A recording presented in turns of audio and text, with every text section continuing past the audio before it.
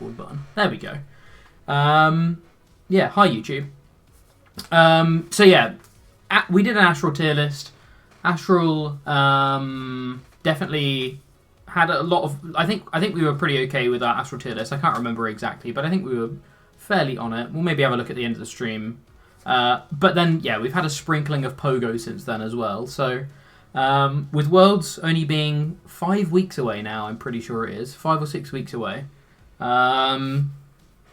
We thought it was probably time to do a updated tier list, taking into account Pogo as well as now that the Astral meta has sort of settled, where stuff landed.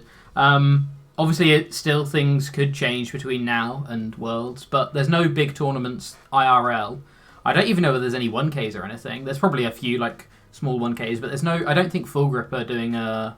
Full Grip usually do a 1K early on, but I don't know that they are because Pogo's been and gone now. So there might genuinely be no more IRL tournaments pre-Worlds now that have like a huge chunk of players. So things could change, but realistically, unless the online scene really blows up and a lot of people get back involved with that, I can't see the tier or the meta changing too much from in a known quantity. Obviously, people can build their own sort of rogue stuff, especially with some of the new Pogo cards, because there hasn't really been a tournament with those yet.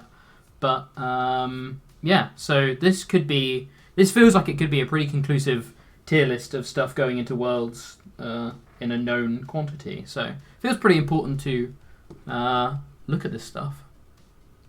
For sure. So yeah, we're going to jump straight into it. We have a grand total of, I think, 32 decks we're looking at.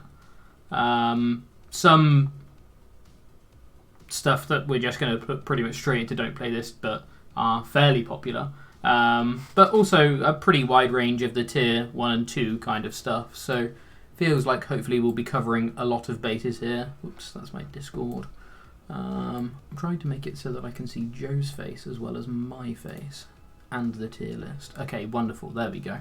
Cool. Yeah, feel free to kick us off, Joe, with whatever you would like. Sure. Let's start off with Arc Flying Peak, the deck that won NAIC. Yes. Seems like a decent place to start. We saw Azul pilot it to great success. It's a very straightforward and simple deck in its aims. It's very honest in what it's trying to do, in that it's just trying to represent a turn 2 Arc. It's either powering up another Arc and trying to do a big chunky 2-prize game plan, or it's trying to hit for key weaknesses with Flying Peak into Palkia, of course, and Flying Peak being annoying against some other decks in the format. Radiant Zard is one of the biggest cards out of Go, and having natural coverage to a heavy Radiant Zard-focused deck sounds really good to me as well. So you sort of encompass the new inclusions of Go just like kind of naturally. Also Lunarock, another deck from Pokemon Go. So you're not really concerned about any new additions, really, when you're playing the deck, and you know that you're going to have a decent time at least into Palkia. We're going to put it obviously tier 1. I do think its biggest concern is that it's actually pretty negative into Arc Intel, which had a big resurgence at NAIC. I think people would have put it possibly in their top 3 decks going into the tournament, but not like so solidly as we saw it.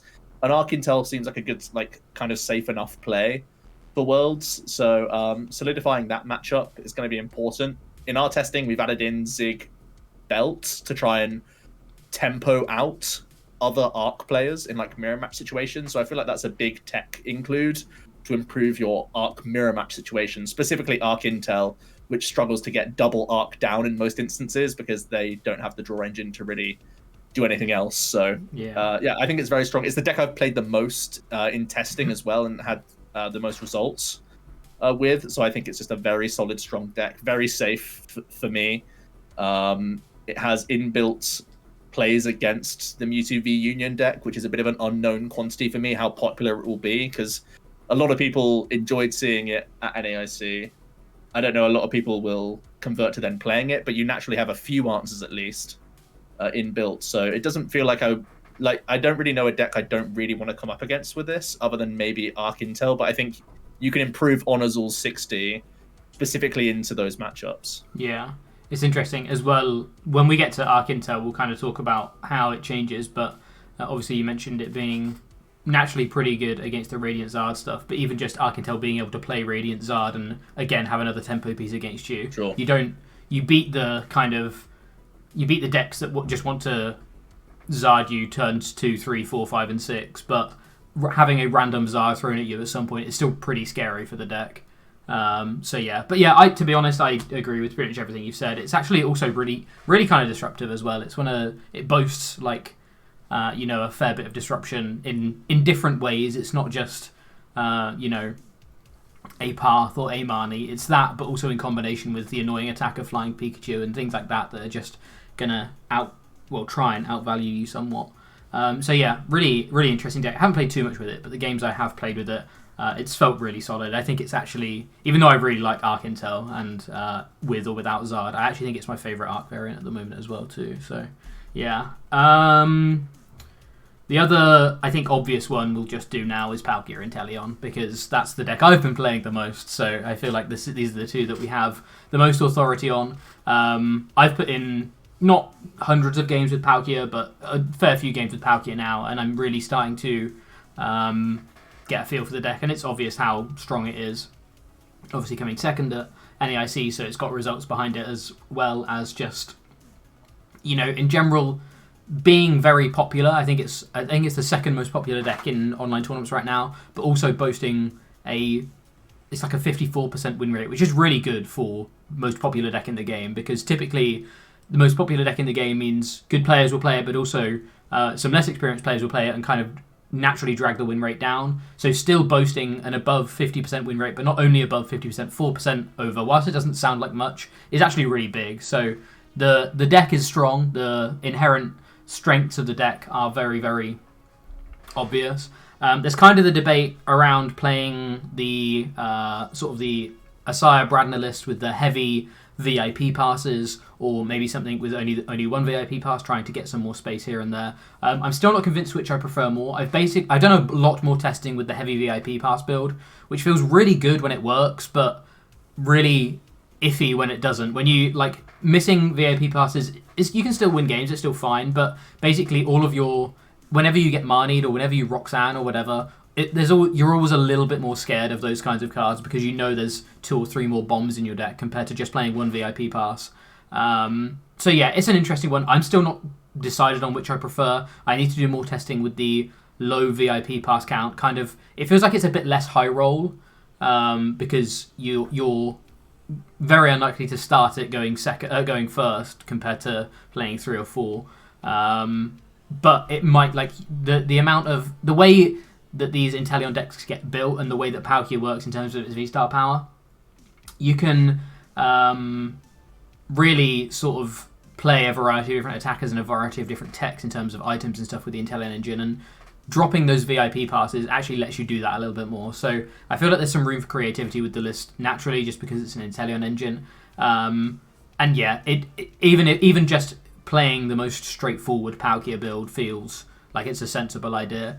One thing we will echo pretty much throughout the whole tier list is, for Worlds, you just want to be able to play the game, and bar the kind of bombs in VIP passes, Palkia can pretty much always play the game with the cards it has in its deck, because it's so built on, it's so much better. Well, it's built so well around just being able to do whatever it wants, being flexible with Inteleon, being able to draw loads of cards with Greninja. You're just able to play the game all the time. So I think it's sentiment to both of these two decks that they seem very popular, because you kind of have that mentality going into NAIC as well. You want to give yourself the best chance of actually being able to play the game. These two decks I feel like can play the game the most at the moment. And I think that really pushes them up for a tournament like Worlds. If we were looking at maybe just regionals or whatever, there would be room for maybe some more risks. But I think when it comes to Worlds and going for that 6-2 or 7-2 record on day one, playing one of these two decks is going to be it's going to be hard not to at least consider them, just because you actually get to play the game. Yeah, and just a quick note on VIPs. I think specifically for Worlds, I like high VIP, at least in day one, because you get punished so hard for ties that you want to know, in your opening couple turns, if it's gone well or poorly.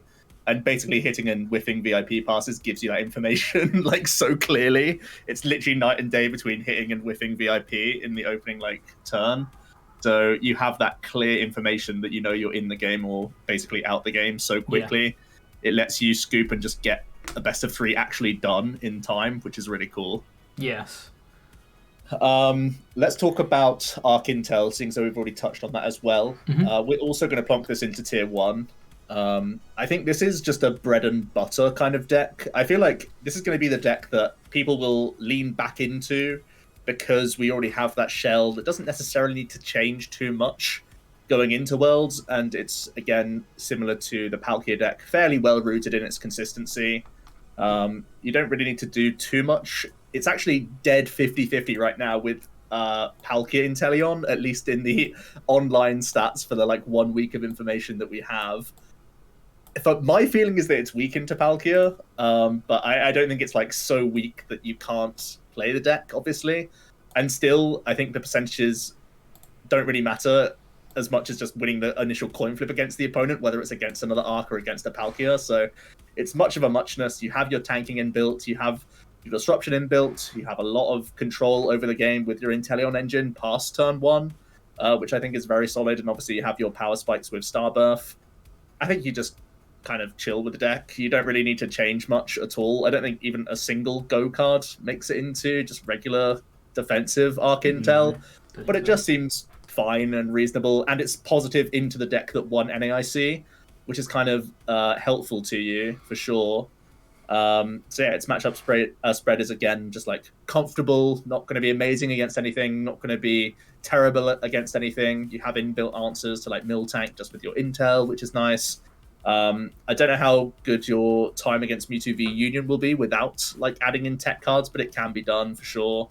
And it still has that solid base of being okay against Mew and other stuff. So yeah, I still like a defensive Arc Intel. And I'm pretty sure regular Arc Intel shouldn't be playing Zig Belt combos and should just stick to Big Charms, because that's probably more impactful against Palkia, more impactful against Radiant Zard, and also good into random Ice Rider that's kind of creeping up. I get why Ice Rider's creeping up, just because there's so many things that have 280 hit points, which is the key number to hit. So it makes sense to play double Big Charm going into Worlds, I think.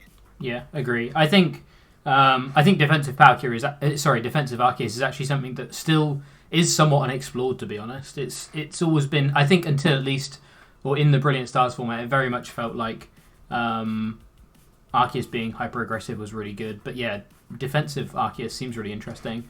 And just to sort of lump it with that, we're also going to put it's marked as Arceus Radiant Zard, but in our mind this is Arceus Radiant Zard Inteleon, because that's how we found that's the best combination we've found so far. I think we've both tried a bit of heavy fire build and a bit of heavy water build, going down the Melanie route or going down the fire and magma basin route.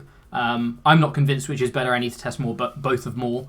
But I think both are pretty viable. I actually think this is the best Radiant Zard deck as well. Radiant Zard seems very splashable, but I think in actuality it's struggling to fit in a few more ways than I expected. But I think Arceus does it the best, because you naturally have the Inteleon engine and Starbirth and just a fair amount of space to not hinder yourself too much, but also being able to, Arceus has always liked being able to weave in a one prizer, and whilst it could do that with Inteleon is still really good, and I still recommend playing some waters in your fire build. Being able to just do that naturally with a Radiant Zard is so nice, to be honest. So this feels like when Joe was saying playing things like Big Charm in Arc Intel, this is the equivalent, the aggressive equivalent, I think, playing the belts and that kind of thing, and just saying, right, okay, my Arceus are probably going to be getting KO'd by Palkias, by other Zards, by Ice Riders and stuff, but there's enough ways for me to be able to try and get at least 2 Charizards going throughout the game at some point, which feels very, very strong, because again, it's just a huge, huge tempo play, especially in the late game, where you can just sort of Clara for a Charizard and a Fire Energy, and all of a sudden you've got 250 out of nowhere. Feels very strong. So yeah, this is why I've kind of lumped these two together, because they're both Arc Intel, but one's slightly more defensive and one's slightly more sort of aggressive. Both feel really, really good. Yeah, I'm pretty sure both of these are tier 1 as well. So yeah, I think just percentage-wise, I think you lose percentage points into Mew, but you're I think you're improving your matchups into these other V styles, honestly, because the slow approach of Arc Intel, like sharing all the time, it's vulnerable to certain like key plays your opponent can make. If they have like big reaches where they can knock out like 250 hit point Arc Vs that are like big charmed on the bench, hoping to get your next bounce or whatever, or if you just get hit early by something that then denies you from like tanking a hit into your Chevron's loop, you're just going to crumble as a defensive build, I think, a lot of the time. And so Palkia has the reach to go like Leon Horn and do all these other like cheeky plays to get through you all in the turn. We even saw Scrapper as well as Belt in Bradner's list. So they have their ways to get around a defensive arc. Whereas, the Zard is going to be able to race a lot better, where it can present just one Arceus as a 2-prizer, and then for the remainder of the game, you're cosplaying as a 1-prize deck, just like a regular Zard. So just having that turn 2 tempo option, but then also being able to convert into a 1-prize deck much better than a water build of Arc is like a big upside, I think. Yeah, definitely. And it fits my playstyle more because you get to hit hard. Let's talk about Mew. We're going to put it solidly in tier 1.5. The off-putting elements of Mew are that a lot of decks, well, Arceus decks, at least the defensive Arc and Pika Arc, have Path options, not just Path, but Path Marnie and Path Roxanne, both are in their repertoire, which is very scary. Obviously, Flying Peak has a small Dark package in the Crobat VMAX, which is somewhat of a concern, but also Palkia is playing Path Roxanne as a combo and Path Marnie potentially. All of these things just railroad Mew, and it's completely out of your control, which sucks. So not only do you have to like, you get through the first couple turns and you're like, when the deck's gone well, if you haven't completely stood on your opponent's neck and won the game in like 2 turns because you've like completely tempoed out on them, you basically just lose to a Roxanne. I think like too much in my opinion, which really scares me. The fact is, though, you do actually stand on people's necks quite a lot because 3 of the top decks we just talked about right now all are based on the Inteleon engine, and they can have that lone V start or whatever, and you just completely destroy them immediately. And even a Roxanne like won't make enough of a comeback. Either sometimes you just get that lucky hand, or they give you so many turns for them to get back into a winnable position that it just doesn't happen enough. So Mew still has a lot of consistency and strength behind it. I haven't tested out much of the new Go stuff. I've actually thought about adding a Radiant Zard into Mew just to have another 280 option that's beyond tablets, which is kind of like funky to think about, but that's one of the big reasons V stars actually still play the game against Mew, because they bank on you. You know, even if you gust 1 V, you still have to get through 2 V stars very often, and Mew just doesn't have the reach for that. But playing a Zard in Mew is a great late game scenario for the deck, and you have the draw to sort of work it in, which is kind of spicy. You can play basic Fire Energy even. The other thing I need to try is Pokestop, and I really wasn't like, I was scared about playing Pokestop in the deck until this weekend when we were talking to one of our friends, Luke Burke, about it, and just sort of having it as, you know, play it almost as if it's an old Cemetery that has that push potential on key turns where you need it to be, where like you're not activating this card every single turn of the game, but on your big, I need multiple power tablet turns, just go for it, because probably at that stage in the game anyway, you've used at least 1 Sparkle and probably attached one of your Fusion Energy, so the odds of it going wrong is like quite low.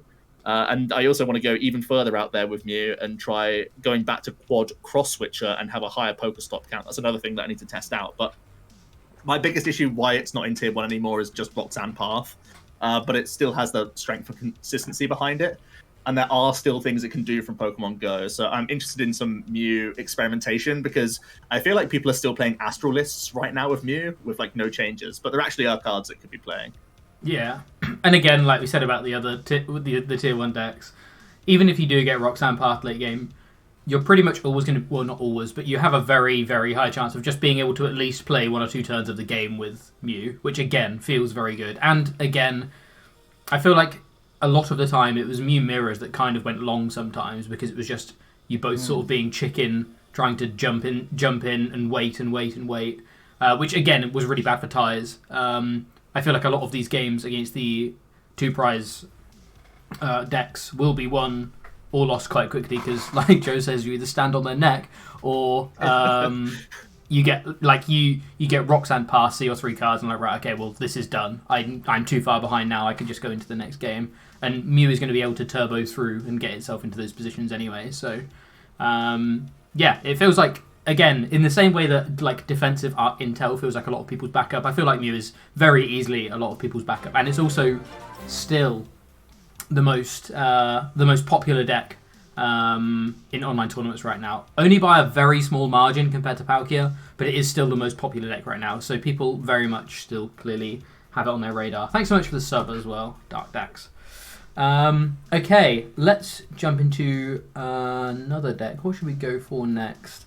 The other deck that I think is a bit of a fan favourite right now, or one deck that's a bit of a fan favourite, is the Mewtwo V Union Control. Obviously, Maze, Sander, and everyone who played it in NASC kind of blew up the tournament, and it got insanely popular. I feel like a lot of people were really rooting for this kind of deck. I think partly from the novelty of it being a V Union, because none of us have ever actually seen a V Union be used before. But partly because the community has this really weird love-hate relationship with Control, and that it's always got people that kind of stand by it and that kind of thing. I think it is a very, very strong deck, to be honest. They targeted the Palkias and the Arceuses, and you can see that our tier 1 is all Palkia and Arceus. And to be honest, if you're hoping that Worlds is going to be like NAIC, this could be a really solid pick, to be honest. It does do very well against these Arceus variants and the Palkia variants. There's techs that they can play here and there, but in general, I think it has a very solid game plan against them. One big issue, as we mentioned with a couple of these decks, is ties. I don't think it ties as much as some of these Control decks in the past, but typically this may not be a great game or day 1 deck, just because, again, ties are traps. That being said, though, whilst it feels like you can kind of know when you're in a losing position, one too many Marnies early or whatever on your Gourmandizers, and it can kind of go a bit wrong. Obviously, the other awkward thing, though, is losing even a quick game 1 can still be very, very bad, because you still need to usually win quite a long game 2, and you're still in kind of that awkward position. So, may not be the best day 1 deck because of that, but it does have a very, very solid lineup around it. I feel like there's a couple of decks, there's a couple of techs around there that people can add in, but typically it has a very solid strategy against a lot of these top tier archetypes. I think it is somewhat difficult to play, because a lot of these Control decks have a lot of turns where you have to do things right, because in 4 turns time, if you don't, you'll end up losing out on certain resources and just not quite winning the game because of it. So get your reps in now if you think it's going to be something you think you enjoy and think you want to try out, because I think testing will only, like, this feels like a deck that testing as much as you can will really benefit you, because there are a lot of intricacies to it. But yeah, could be a really interesting one. Be a little bit wary of those ties, but be very happy with the matchups in tier 1, I think. Yeah, I was going to say a couple things just quickly. Don't look at Mewtwo V Union's online data, because the internal clock on PTGO or these timed tournaments online is not the same as the time you'll have at Worlds, of course. Yes. So a lot of ties or losses that it would accumulate in these sorts of events are just very different from how you're playing it IRL. And the other thing is just like, what are you afraid of, Jack, like tech-wise, from the decks we've already talked about, like that would put you off Mewtwo V Union? Is it like a few big cards? Because at the moment I'm starting to see things like slacking, just having a high enough damage output that you evade the cook or like you get through them being able to cycle cook or whatever, or you just get through by hitting them enough times with slacking, or Crabominal milling, or just doing like prep damage and getting a monster KO, or just like more dark energy for the Crobat.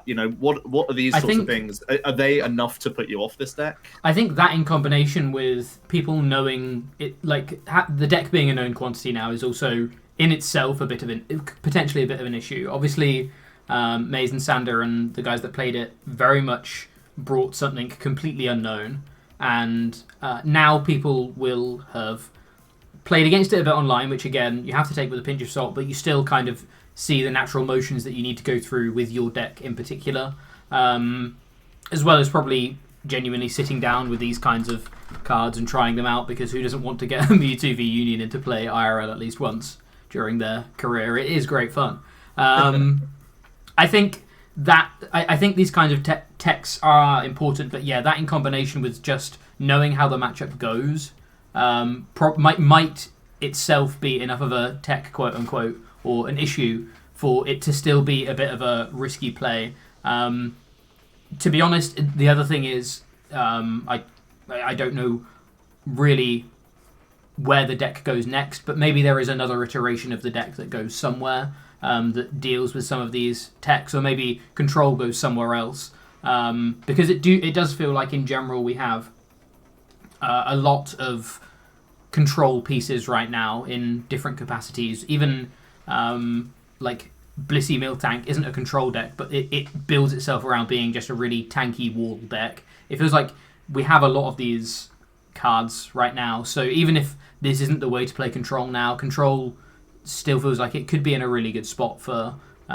this type of tournament. But yeah, I think there's nothing that jumps out to me as is splashable in everything, which I think is very good for Mewtwo, because it means that decks have to find their own techs, and that usually leads to more awkward techs as opposed to something that is just splashable in everything.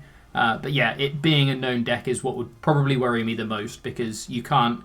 Your opponent's never really going to be surprised now if they see you discard a Mewtwo Reunion piece turn 1. They're going to know exactly what's going on, which was probably very different to how they felt in NAIC. I would imagine there was a lot of people reading their cards.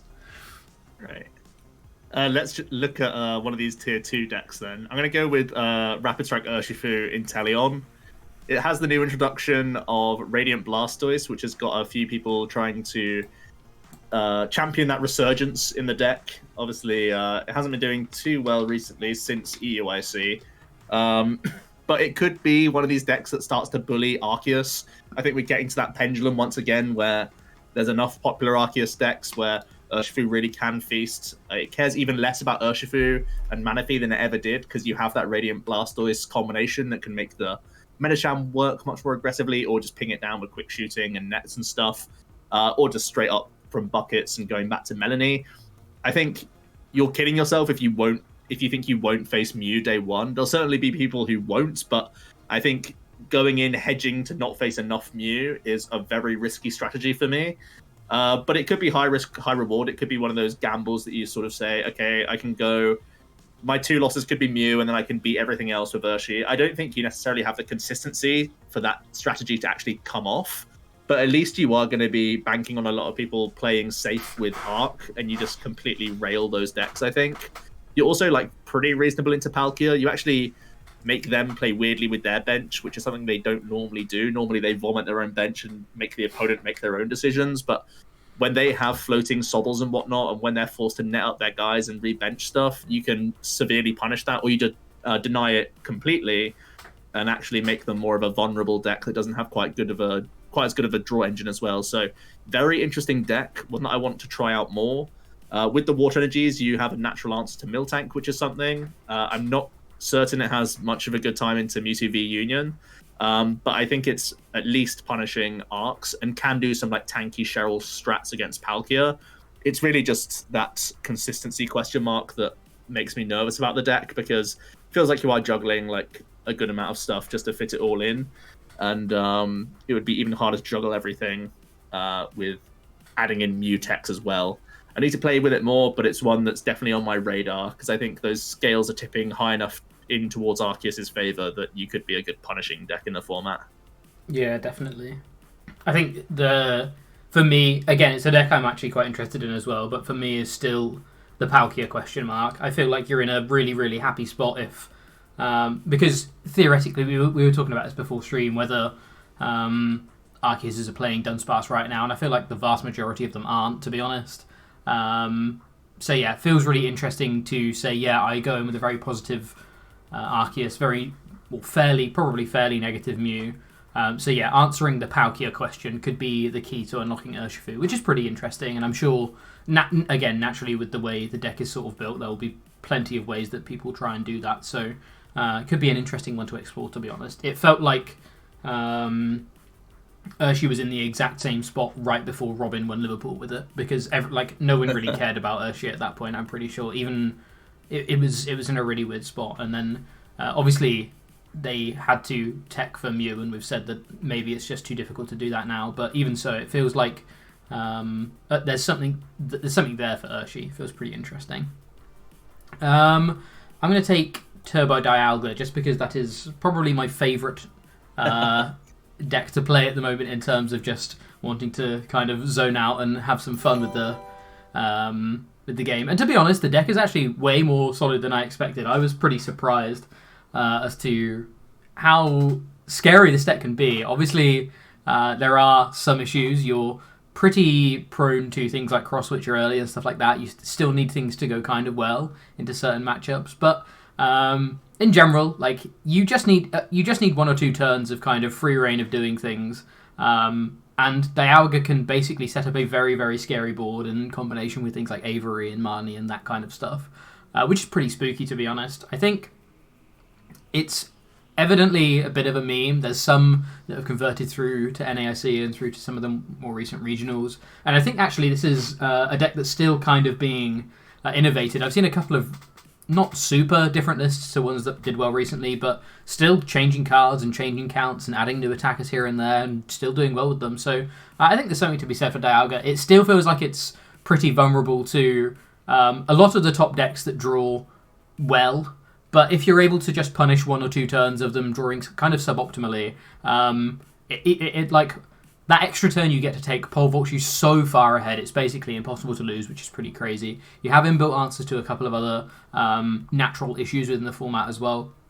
And I think in general, again, even with the right draws, with some decent Mews and stuff, you still can be kind of aggressive with Zacians and stuff to try and punish slow starts. So yeah, it feels like it's a bit of a risky one, and I think I would have to be pretty brave to play it, to be honest. But in general, it's a deck that I think can punish slow starts and is actually way more consistent and it gets through the deck way quicker than I expected. Even just naturally thinking about it, you're like, oh yeah, it'll get through the deck kind of quickly. It's got the shoes, it's got Mews, things like that. But it actually tears through the deck very, very quickly. There's been a lot of games with the deck where I've ended up at sort of 4 or 5 cards by the time the game's closing out, which is kind of crazy to think about. So yeah, it's a bit of a risky one, but I think it is a lot of fun. And I think it can punish a lot of these 2-prize decks that miss a beat here and there. It can really pole vault you ahead of them. So if you're wanting to, it's kind of a high roll pick, I guess. But yeah, it's a lot of fun, to be honest. And it feels like the deck is still being innovated, and there's a lot of interesting lists out there that are. It feels like people, again, it's a bit of a fan favorite. People are really enjoying playing this. So keep an eye on online results for this one, I think, because I think there are a lot of people really trying to refine this and find out other things that you can do with the deck. What do you think about Pokestop? Have you tried that yet at all? No, I haven't, but that's pretty interesting. It makes a lot of sense. The first sort of thing I thought about it with for Pokestop was Turbo Dialga. Was these turbo decks. It was actually like Turbo Dark, but also Turbo Dialga is essentially the same deck, right? It's got the dark patches in sources, it's got the engine, so yeah, it could be pretty interesting. I felt like the deck didn't really run a great stadium anyway. I'm pretty sure it just ran training courts a lot of the time. Yeah. Which was obviously great for cycling Greninja, but to be honest, this draws 3 rather than draws 2 in some capacity. So yeah, it could be pretty interesting to turbo through the deck even faster and really try and go for that. Maybe even turn 2 Chrono Star and just try and kick the opponent out of the game before they've even got into it, let alone trying to get back into the game with the V-Star power. Yeah, I think the same. Let's things that you touched on Darkrai, let's just bung that into tier 3. Seems like it's worse than the higher roll of a Dialga or the safety of a Palkia turbo engine that you could go for. The power level's just a lot weaker than those other 2 V-Stars, and you're still playing the same engine at the core, so you suffer the same issues, like not necessarily having enough answers against Miltank and stuff. So if you're going to take this engine, I still think it's better in just a couple other iterations. Your dark typing is just also not even that strong. Like maybe you randomly troll V Union players and Mew, but you're not even that strong into Mew if they just take the first 2 prize knockout regardless. So yeah, I don't think there's a huge reason to play a Darkrai V-Star, but it gets into most games at least. That's the only fun you have with it, really. The other kind of turbo deck is Turbo Palkia, which obviously did well very early on into the season. Kind of dropped off. I think a few people played it in Milwaukee and NAIC, but in general, by then, sort of the consensus was Inteleon was better. And that's kind of translated onto online results as well. But The Turbo Palkia build is actually still winning events. It won an event, I think it was less than a week ago, maybe a week and a half ago or so, like a 160 player event. It was still very, very, still did very, very well. And to be honest, it's kind of bizarre that the engine sort of disappeared, because I actually really liked the engine. It was, I think it was a bit frailer than the Inteleon engine in the mid game, but it felt like you had way more explosive early turns, which again, kind of in the same vein as that Dialga deck. You're just trying to represent a Palkia as early as possible and just say, look, I'm not even going to let you get into the game, let alone, like, yes, I can, if you're in the game, I can do this cool stuff with Inteleon, like Roxanne, like all of this kind of stuff in the mid-game, but this build felt like it was just saying, no, I'm going to take prizes as quickly as possible on your first 2-prizer, on your second 2-prizer, and then I'm going to horn up a 2-prizer again.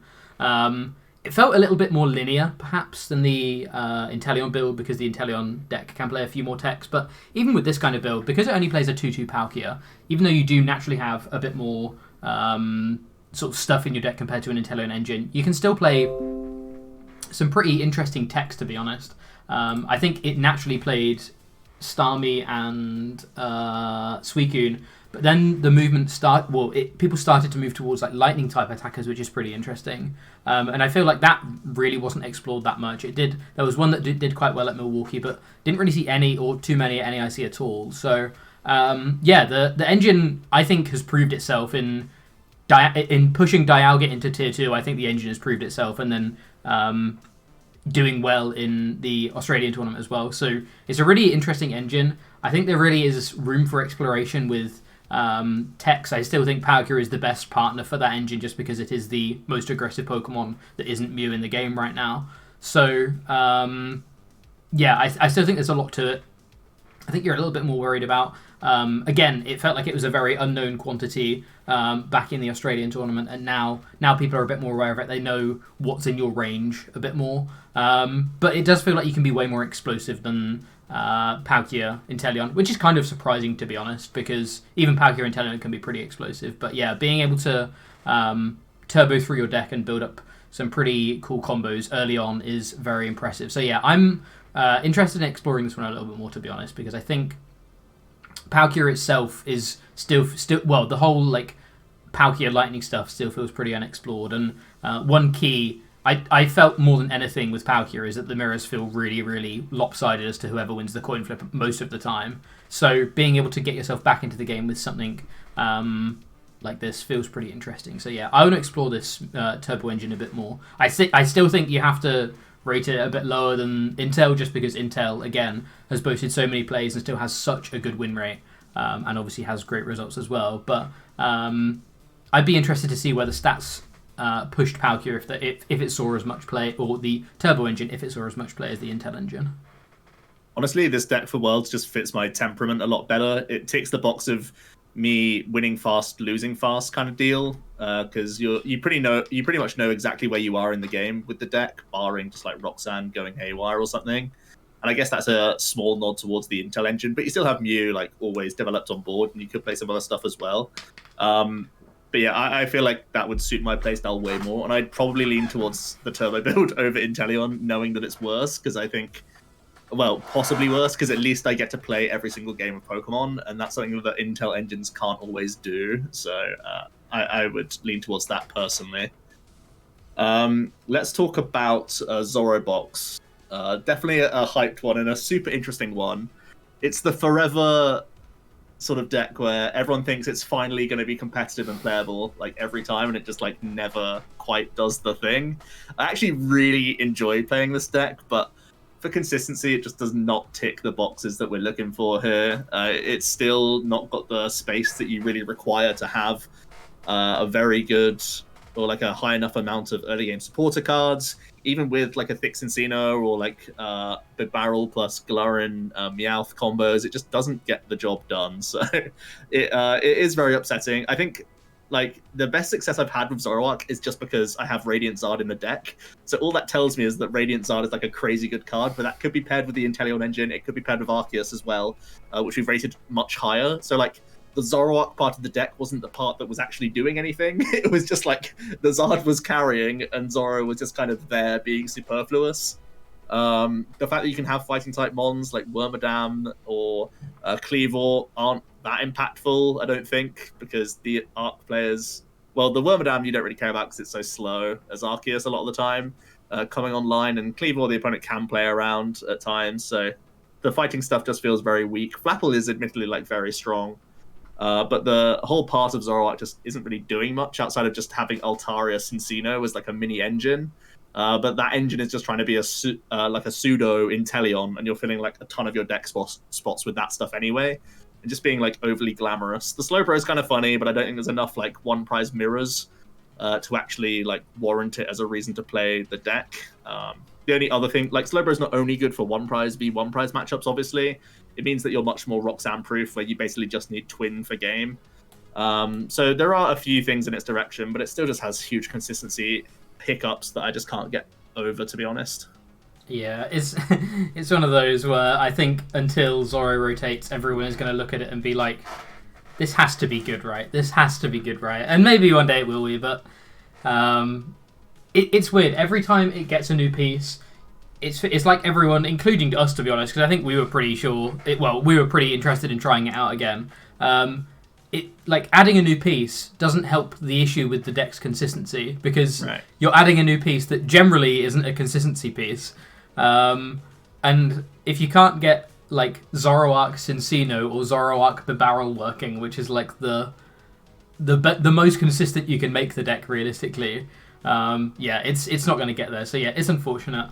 Another one prize deck is Lunarock. I feel like this is the big winner of the set, just because it is, I think, one of the most popular decks of right now. We can't, the limitless data doesn't limit itself between Astral Radiance and Pogo, but I think if it did, Lunarock would probably be up there in maybe even the top 3 most played decks of the most recent tournaments, because it has genuinely taken the game by storm, which is pretty funny. It boasts a decent win rate, to be honest. It's a lot of fun. But I think, unfortunately, even though it is a bit of a fan favourite, I think there are a lot of limiting factors. One of which is really interesting. We've played a fair bit of it in IRL as well as PCGO, and I feel like you gloss over the deck bricking way more on PCGO because you're just churning through games so quickly. You kind of don't really notice it, but it's very I feel like the deck just sort of clunking up in hands after watching it and playing it a little bit over the past couple of weekends. It happens way more than people actually give it credit for. It's still kind of scary, and it still can lose to awkward hands. You still have to be able to find a lot of Lunatones and a lot of Solrocks in the early turns, and if you don't draw things in the right order, it all feels a little bit funky. I don't think it's the worst one prize deck around at all. I actually think it's one of the better ones, but I don't think it's the best one. I think it's just sort of taken the format by storm. A couple of merits to it. It being an all basic deck is actually really appealing, to be honest, because right now a lot of the decks we've talked about are evolution based in pretty much every capacity by the looks of it, to be honest. And not having to worry about drawing things in the wrong order in that sense is actually really nice. Being able to play stuff down, being able to turbo through your deck. I think that this is another instance of the turbo the turbo Pokestop engine actually being very, very impressive. There's not many cards you really care about binning off. It's basically like bosses. That's basically it. Everything else in your deck you're pretty happy to see because you just want to get as many energy into the discard, find as many Pokemon as possible, which again is very appealing. Because of that turbo engine as well, it's like a one prize deck that doesn't take ages to play, which is another kind of trap with some one prize decks, especially the Inteleon decks. They have very, very long games. This deck does not. It feels like it can actually it competes or it loses, which again is probably quite appealing for Worlds. I still think there's the debate, the up in the air of whether you play of how you play it, whether you play things like VIP Pass, Heavy Fog Crystal, that kind of stuff. I don't think that's necessarily been decided. I don't think that's going to be something I try and work out because again I don't think it's worth the time. But I think there is probably an optimal ball count for the deck that's still floating around that hasn't been decided yet. It's a lot of fun. And it's nice playing a one-prize deck, and it's really nice playing a basic deck. Again, I think me and Joe really like just the decks that don't have to go through all of this convoluted evolution stuff. Inteleon is basically the only evolution Pokemon I really like putting into decks because I get to do stuff with it.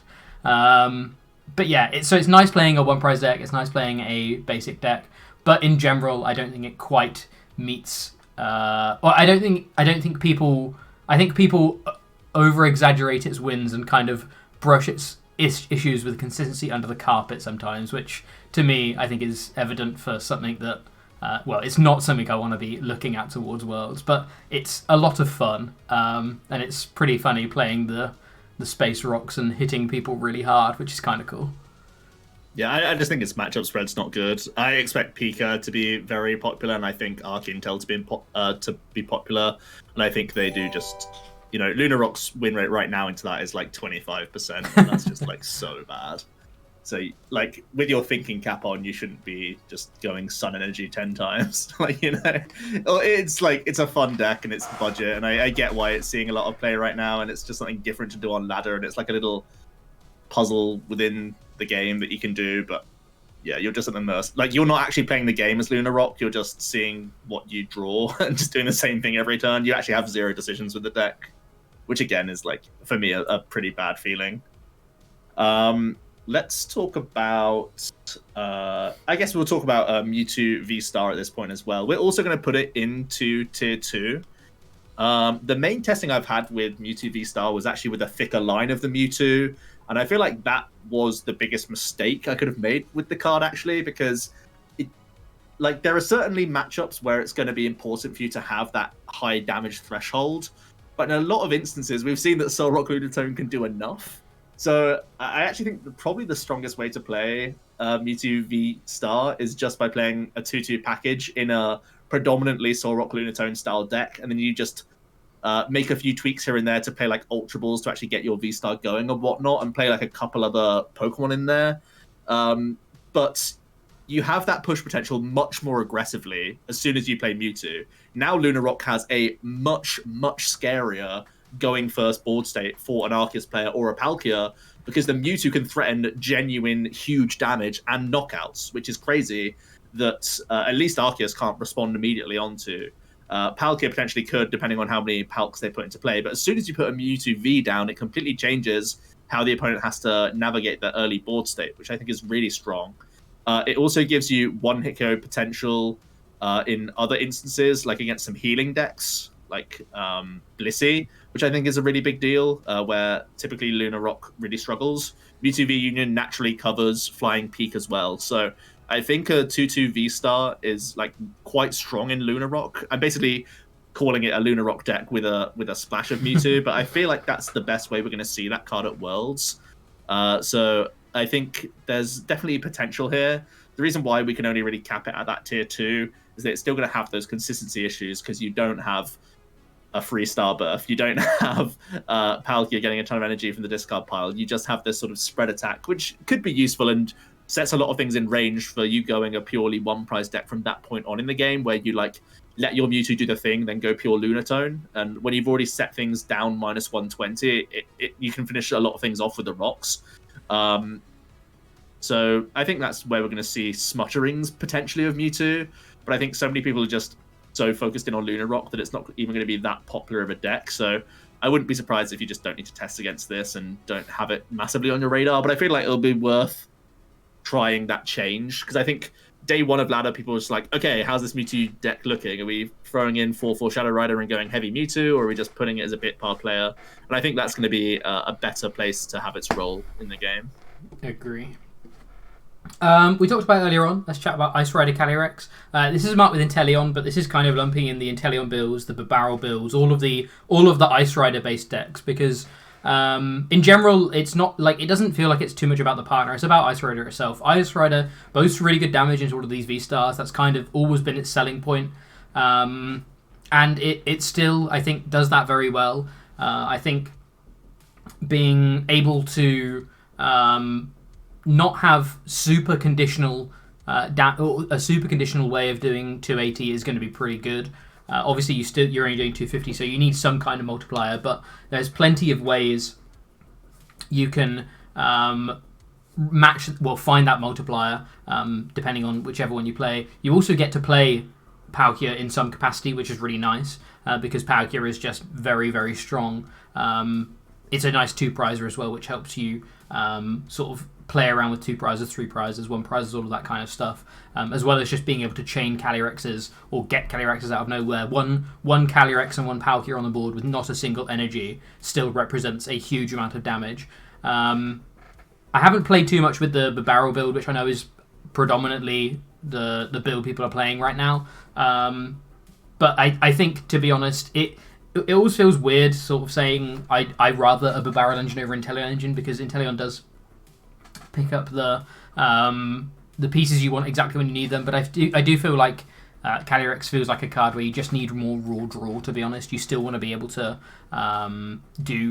use supporters that aren't necessarily Marnie or anything like that. So yeah, it feels pretty strong. I don't think it's quite got the consistency, again, because it's a barrel engine compared to an Inteleon engine predominantly. I don't think it's quite got the consistency, as well as just being a 3-prize Pokemon. I think 3-prize Pokemon actually are a little bit of a trap right now, because it lets people go 1, 2, 3, which I think is a very, very clear game plan for a lot of decks, whereas these 2-prize decks kind of can fairly easily force people to either go through to 1 prizes or through 3 2 prizes.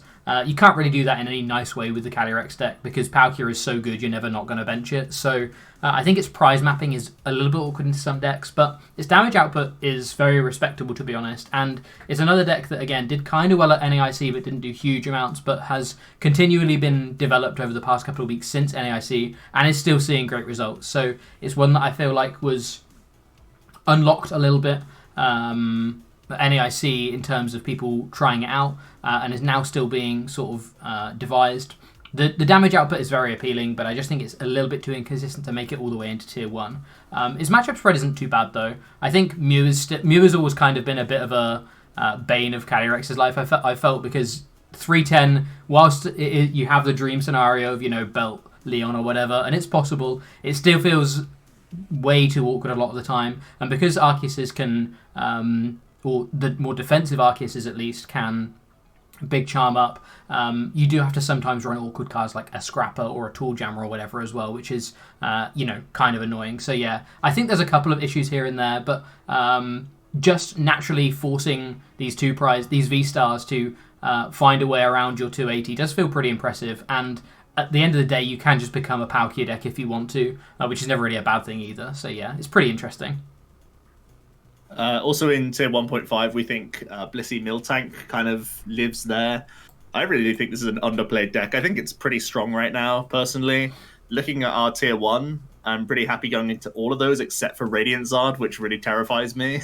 But even then, you're playing a heavy path, so you can try and just use a heavy path Marnie combo. Even the list that got second played a Roxanne, so you can try and do a path Roxanne thing against Radiant Zard list if you really want to. But I think Bliss Tank is solid. Its matchup spread is eerily close to the Mewtwo v Union deck, but instead of having 100% based on your opponent having the key tech card for Mewtwo, Bliss Tank is going to be just having the 70s and 60%ers instead, by representing this annoying chunky boy that can get to high damage output and scale, but still has that fallback of, can you beat enough Miltanks? And sometimes the answer will be no for people. I'm pretty happy with Bliss Tank being at double Miltank now, but I still like having the quad Bliss element there, because leading Bliss is just so important. I think Blissey Miltank is a deck worth respecting still going into this tournament. I think people naturally respect Miltank going into Worlds, of course, because of Mewtwo v Union, so that's always a thing. But the Blissey is still the core element of the deck, and I think it's just very strong. It's only really Radiant Zard that scares me for this deck. So based on how popular that's going to be, sort of make your decision, and possibly even Rapid Urshifu if that picks up in play with the Radiant Blastoise. That's very scary. But otherwise, I think you have pretty clear sailing. You're still okay into the Flying Peak, as we saw with the Tornadus tech. I think that's obviously core to the deck now, and it gives you things to think about, but it's certainly something you can get around, especially with the quad boss plus Tornadus. And if you go up to double net, I think you're very comfortable in that situation. So yeah, strong deck. It's relatively strong even into Roxanne because the amount of luck energies that it plays. So I actually rate it. It's one that I would definitely have on my radar for testing still. Yeah. Shall we tear through some of the lower tier decks just Go to on, then. fill them out? I'll start with Jolteon. I think Jolteon is actually in a really weird spot. I think Manaphy being everywhere is a massive issue because Jolteon's damage output is worse than Urshi's already. The Manaphy matters even more because you're doing even less if they do manage to Manaphy you. The argument for Urshi being weak against, or Urshi being super effective on Arceus is kind of the same as Jolt being super effective on Palkia is, I think, pretty null and void because, one, I think you just don't do enough damage in general. Plus two, you're way less tanky as well. So Palkia can actually just respond on you way easier. Yes, you can limit your bench somewhat, but in general, I think it's a lot harder to do.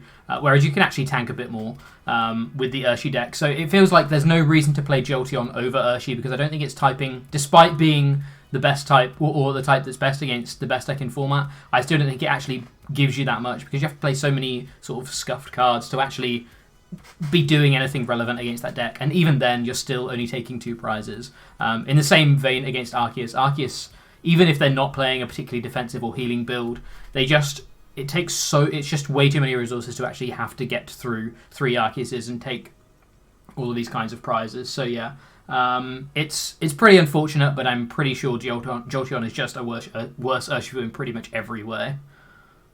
Yeah. We're also going to shove Hisui and Samurott V-Star into Don't Play This. Now that we have Radiant Blastoise, you can do the same things that a Mooncleave Star would do and just do it with a Radiant Blastoise with Urshifu, which just has way more upside, so it's just pretty much outclassed, and Dark typing is not as relevant as it used to be. So yeah, not much of a reason to play this V-Star over ones that have so much more consistency built in. Yep, agree. Stonejourner VMAX going to pop in there as well. I think there's some pretty cool things about Stonejourner VMAX in general. Its typing is actually pretty good, and it's the fact it is basically a way bigger Blissey is pretty cool. But I think it doesn't do anything that the Blissey deck can't do. And the Blissey deck actually, I feel like, both decks have this inevitability, but I feel like Blissey does it way more and can weave in Miltanks here and there and doesn't rely on the weird. Well, basically being a quad deck is already kind of scary. Blissey, at least having additional basics, even though you want to start Blissey, having additional basics means you don't get benched so much. Well, you get benched so much less, which is really important. And also, yeah, your engine is just way worse because you're still prone to things like Marnie and Roxanne and all that kind of stuff, whereas Blissey kind of builds in its own lucky energy to stop it getting cheesed out of the game. So yeah, it feels like a way cheesier version of Bliss Tank that has, I think, more inevitability, but also way more issues in terms of like consistency and stuff. Let's break some Pokemon Go players' hearts as well by putting Ditto, Gyarados, Magikarp in Don't Play This as well. It's obviously a cool combo. The reach of 280 being your maximum with Belt is what's the most awkward thing, because you fall prey to prizing, and yes, you have Hisuian for the Carps, but if you prize the Gyaradoses, you're really upset. Also, if you're up against Big Charms or Tool Jammers, you're also in a bit of a bad spot. You can't use DTE as well as like a Mad Party can because your damage doesn't scale high enough. So you can only really use DTE on like boss's orders turns, which is like pretty awkward and difficult to time correctly all into the hand at once. So this probably just isn't the way to play Ditto, unfortunately. Even though it's a 30x multiplier compared to a 20x from Mad Party. Mad Party scales higher, has an inbuilt answer to a Flying Peak, which the Ditto really doesn't. Oh, sorry, the Magikarp list doesn't.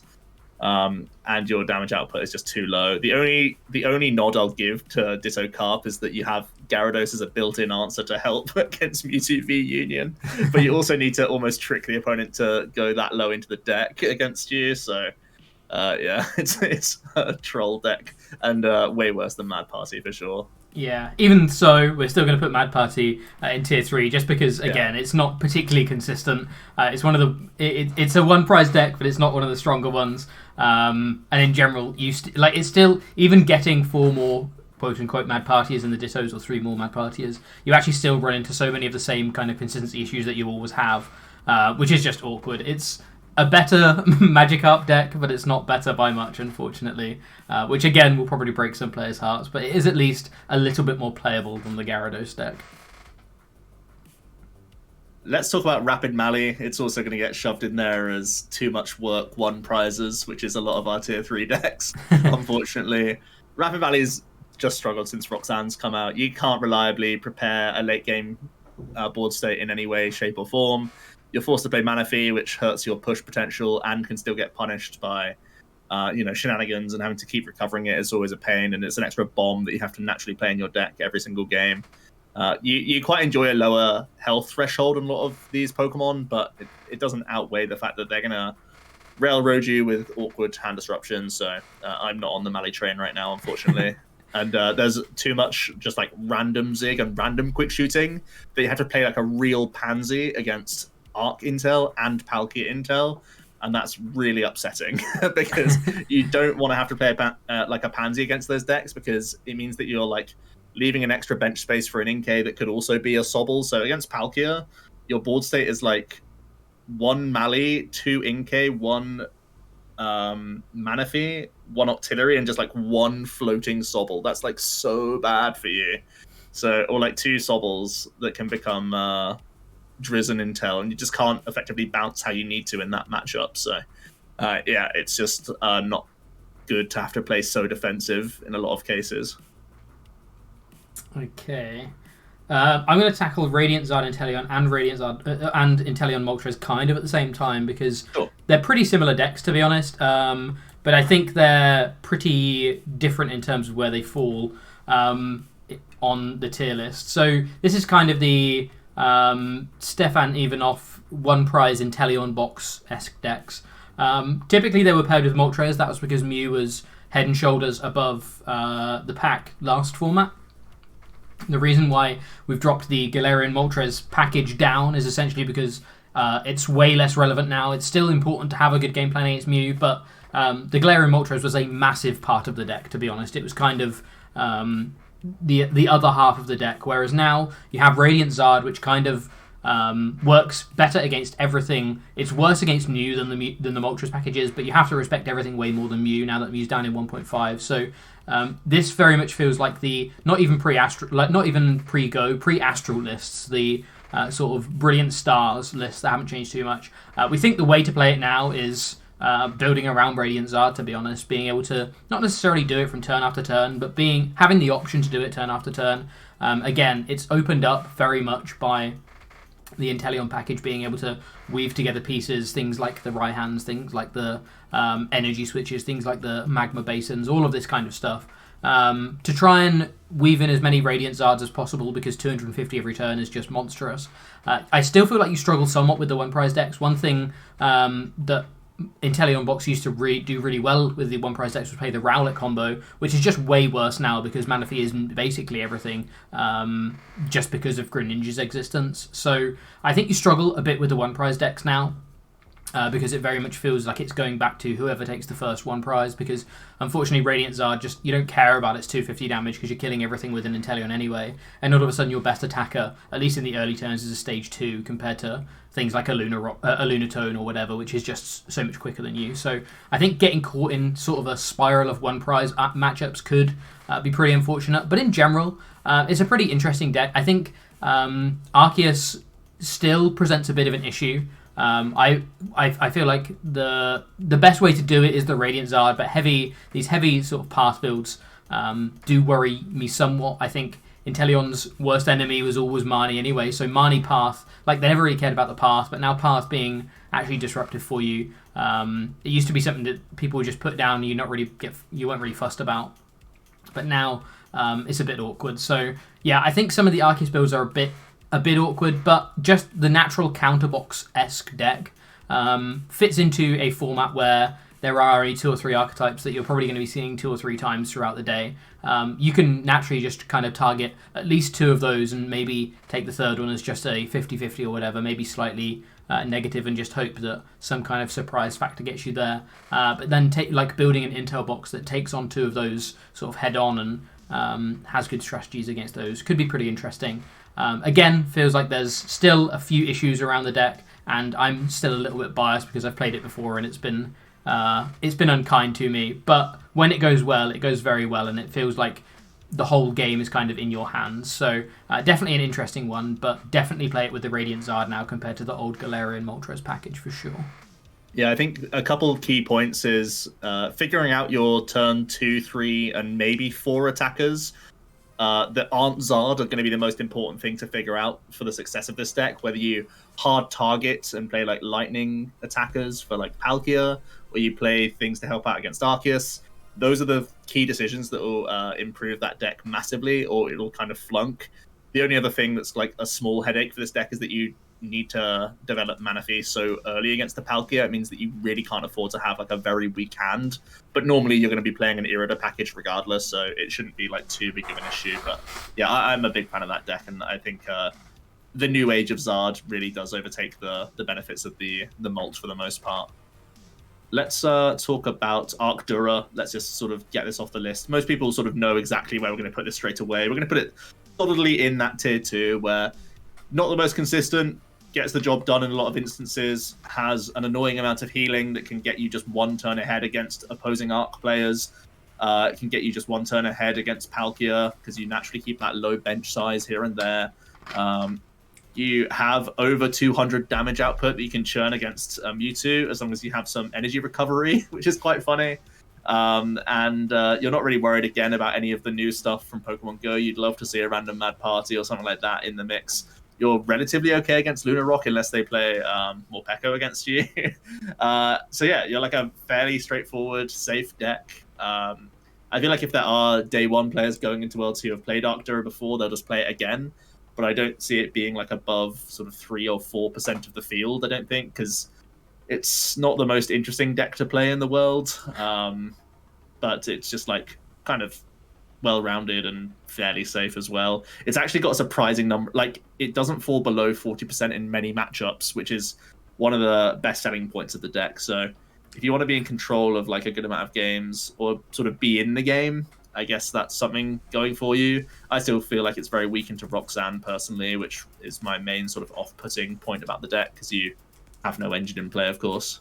Yeah, I feel like, again, in 2 points. One, it's a deck that probably won't take you to 50 minutes, because you've either won the game because you've actually got yourself into the game, or you've lost the game because you're only playing like 4 or 5 basics, or I guess 6 basics, right? So that's really good in terms of actually finishing games. Ties are a trap.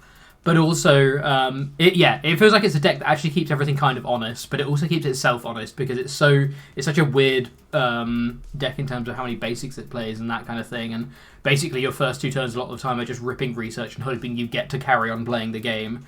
And then if you can rip the first 2 researches and don't trip over eventually, as long as you find like a couple of bosses over the next couple of turns, you're usually okay. But yeah, awkward hands all over the place can sometimes cause issues. A couple of other Arceus builds. I'm going to grab Beedrill and Malamar and pop them into tier 3. Both have been very good in the past, to be honest. But I think both are pretty much... these 2 partners are a lot worse nowadays than they have been in the past. I think Beedrill has way less targets. Our best deck in format is purely water energy based in most instances. Sometimes there's a capture energy here or there. But in general, it's going to be there's going to be a lot less. And even the next best, or the deck that we've put next as Flying Pikachu, actually, whilst it plays a lot of special energy, it still plays that high double turbo count, and even a couple of catches itself. Eventually, you get into a point where you're just not really fussed about the Beedrills. And it felt like Beedrill was really solid at a point where people were very much trying to play a lot of these special energy. So it's a lot worse in general. And I think... like, you can't... It's still a very much known capacity, so I don't think there's anywhere near as many targets right now. I still think the best way of playing it is still that Inteleon engine, and it feels like this was the aggressive version of Arceus, and Zard just does it way better now. So, but it's never going to be don't play this just because it's playing Arceus.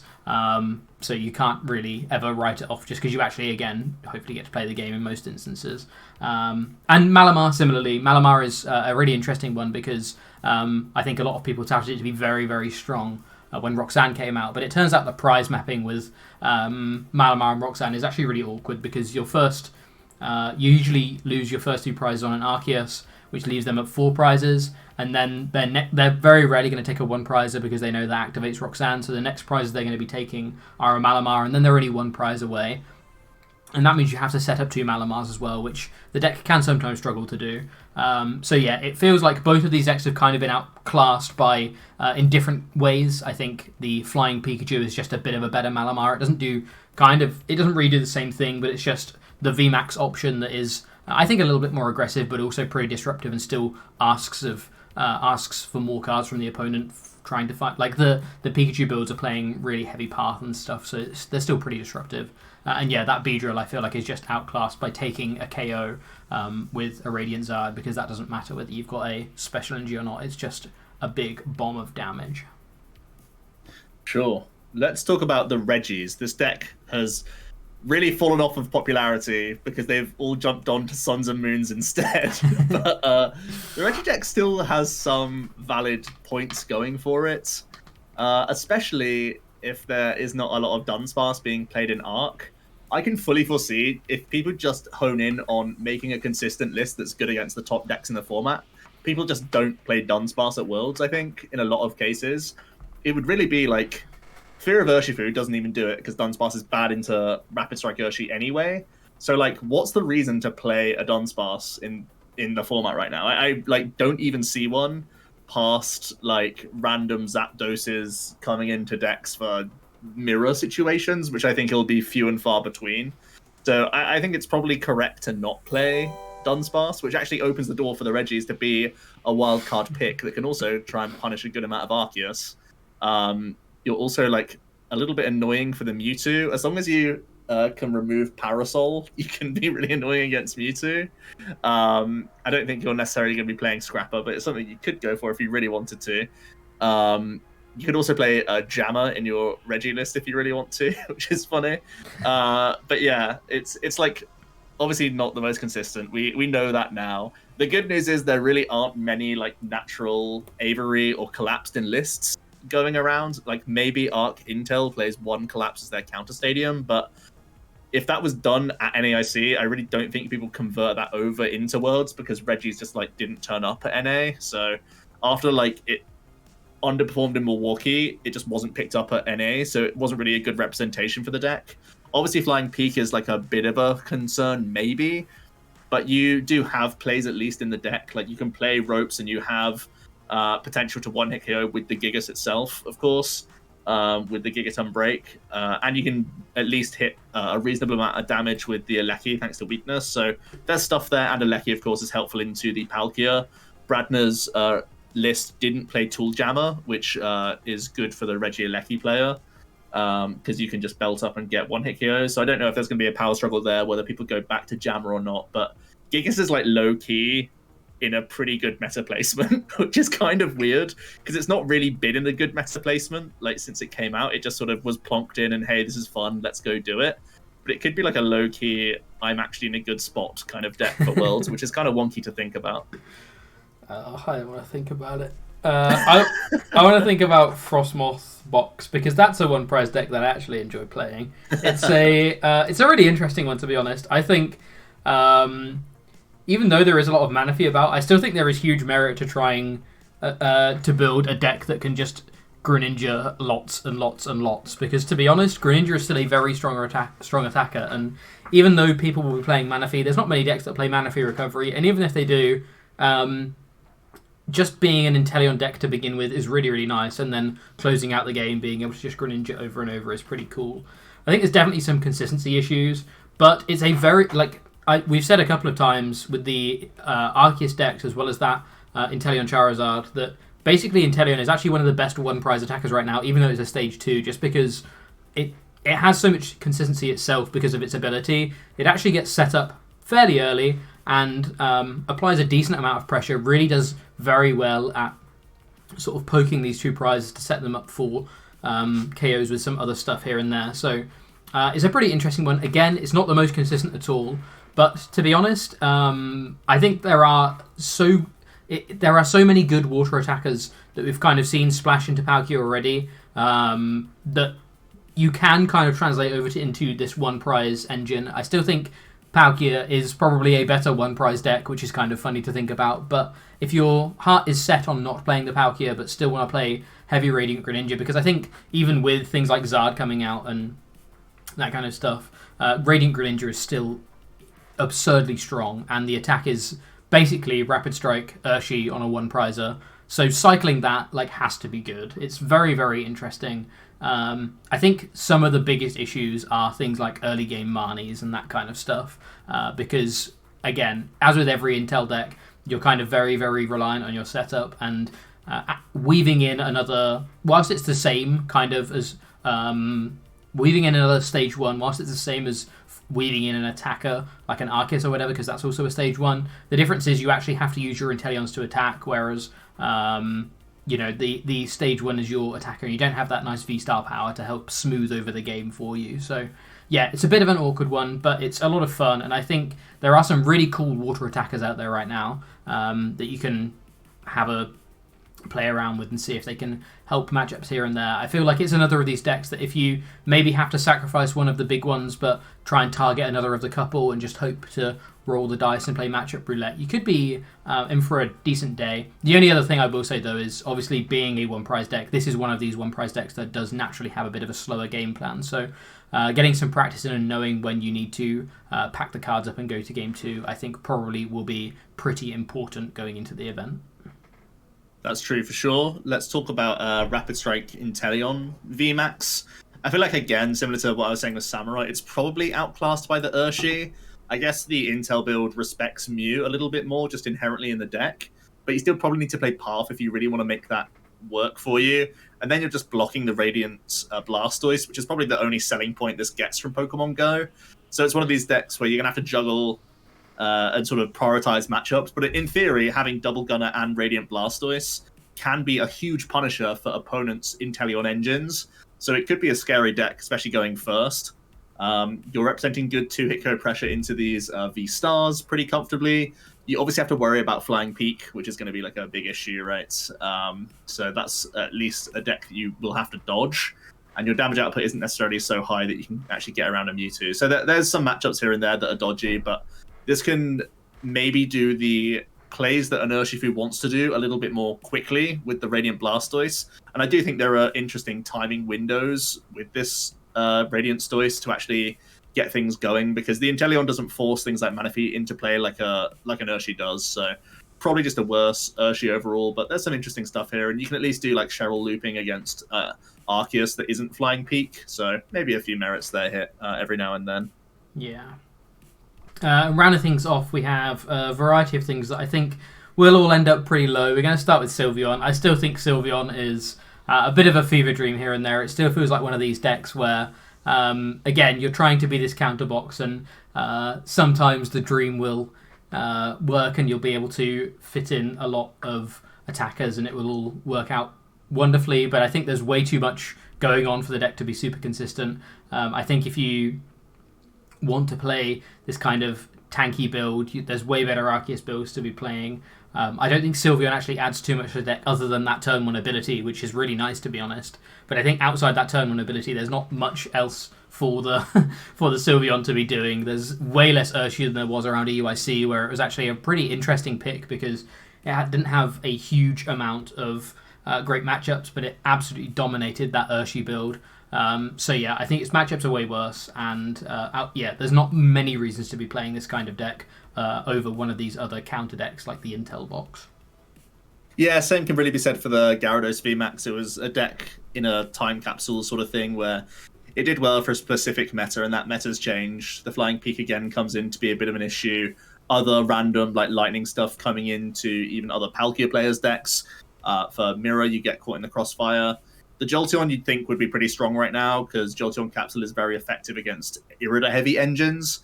But even then, if they play Scrapper like Bradner's list, you're not even affecting them. Like the first Jolteon doesn't do anything. And they have the option of being the player who went first and just sniping an EV immediately. And you can't really play Jolteon and Manaphy, of course, because they have the counter synergy. Like maybe you actually have to play both, which just feels so terrible. So yeah, I think the Capsule is not as strong as you'd like into the Palkia. Just in your head, you go, oh, it's an all-water deck. Of course, this Jolteon's going to be great. But in reality, especially if you play Bradner's list, it's not going to be a huge issue for them. And you get caught in the lightning crossfire. So there are definitely better Arc decks to be playing right now. And finally, Vikavolt. Vikavolt is actually one that we initially put in Don't Play This, but I'm so tempted to put it in Tier 3, but I think we're going to leave it there for now. It's a really interesting one.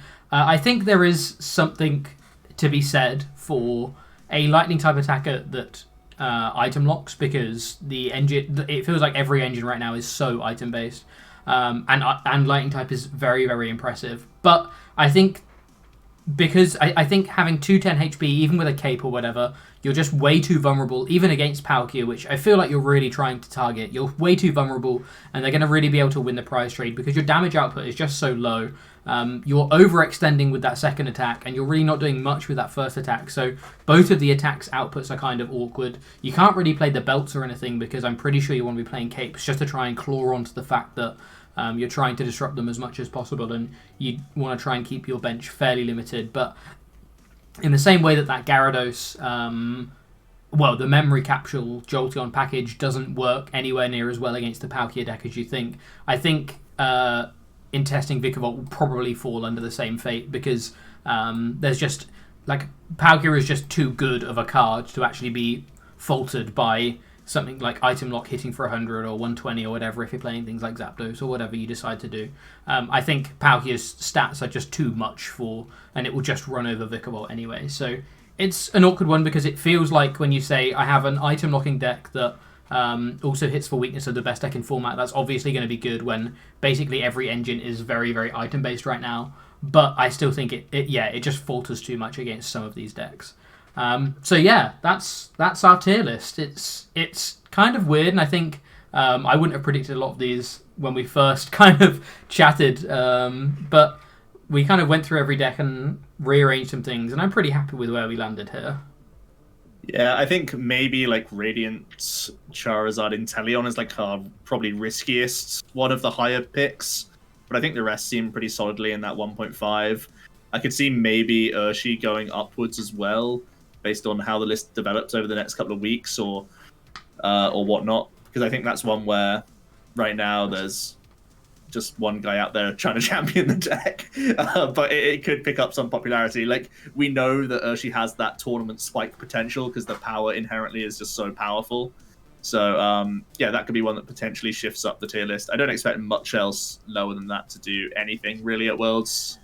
I'd be surprised if Lunarock continues the popularity that it's had over the next couple of weeks. I feel like we're so far away from Worlds that people are able to just have their fun and experiment with stuff. But when we get into the nitty-gritty, I think it goes off a lot of people's testing tables and just becomes back to the top 3-4 decks that they'll have to come up against. And then they'll realize that they can be playing much stronger things. Yeah. If Worlds were tomorrow, Joe, where would you be sitting in terms of what would be getting sleeved up ready for 9 a.m? I'm a simple man. I like Arc Flying Peak. I think it's, like I said, it's just like one of the safer decks. It fits my temperament. Like, I actually don't think I have the temperament to play Inteleon much longer. Like, the more games I play of the Inteleon engine, the more it puts me off, because you feel so demoralized of just like not having that playable turn one. And I know that odds aren't like that bad against you when you can push yourself into 10, 11, 12 outs or whatever, but you can just do it so much more naturally with Crobat barrel build that you actually just get into the game, and it would be a better feeling for me, personally. But I also think Radzard is like too good of a card to not play maybe at Worlds. So trying to shoehorn that into an Arc Intel would also be the other thing that I try the most. So I would stick to some pretty safe stuff, I think. Makes sense, and I'll do the same in a second. But the other thing is kind of on the same line, but what's the one thing you want to explore more in terms of decks on here? It sounds like I'm trolling, but I think Reggie's is actually in a pretty good meta spot. So I'd experiment with Reggie's. Sure. A pathless Reggie's, of course. Take the L's to Dura day one, because if you hit more than 3, you deserve to not win Worlds. Okay, in terms of what I would be sleeving up, I mean, just through the amount of games played alone, it would obviously be Palkia, just because it's the deck I know the best in this format, to be honest. Radzard is still definitely something that I haven't explored enough, though, and I want to explore that more, so I'm glad you mentioned it. If I were to pick something a bit off the wall, as we get a sub from Counter Money, thanks so much. If I were to play something a bit more off the wall, I'm I am interested in Urshi. I feel like Urshi, like you said, we've put Urshi in tier 2 because I feel like it is a very unknown quantity at the moment. I feel like it could jump up or it could jump down. I think if we did this tier list in 3 weeks' time, Urshi almost certainly wouldn't be in tier 2. It would either be higher because it's proved itself, or lower because it hasn't. So I think that would be one I'm kind of interested in exploring. But yeah, pretty interesting stuff. If you've been watching us on YouTube, make sure you check out our Twitch, because this was actually streamed live on Twitch as well. And once the recording is finished, we'll be taking some chat questions as well. So make sure you keep an eye on our Twitch for when we're live streaming. And other than that, thanks so much for watching. I've been Jack with Joe from Omnipoke, and we'll see you in a video tomorrow. Cheers.